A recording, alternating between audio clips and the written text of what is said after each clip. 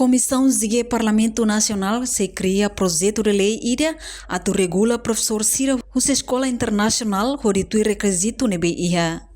Tambatuir Presidente Comissão Zigue Parlamento Nacional, Deputado Armando dos Santos Lopes, observa durante ne Comissão Zigue Parlamento Nacional nota professor Balung Husi Escola Internacional latu requisito.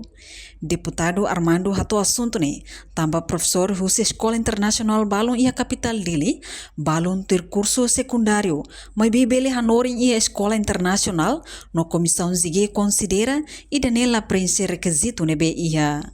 No Comissão Zigue labele halo intervenção ba questão ne tambala ia base legal, mas be comissão se cria projeto de lei ida, no ne banhira atulok escola ruma, hahu husi pré-escolar to universidade, tem que li husi processo ida. Agora kualia dadap kami lei ida be agora dadap kan halo ne ba projeto de lei lawas ke proposta. Projeto de lei ne significa kata ne husi Parlamento Nacional husi Comissão Zigue.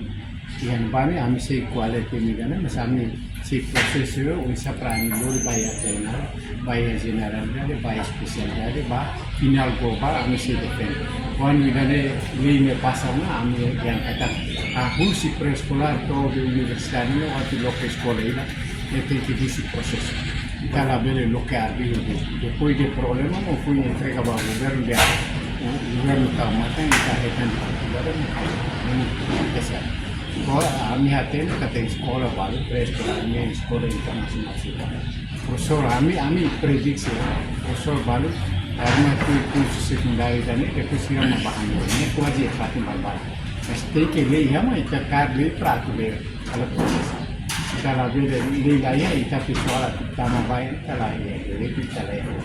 Sekolah baru sekolah internasional baru itu profesor siapa baru lah tamat kriteria, lah tamat restriksi. Jadi kita kalau intervensi tem que carli dan manusia produksi dan proses. Reportagem Melda Fatima, Televisão Timor Post.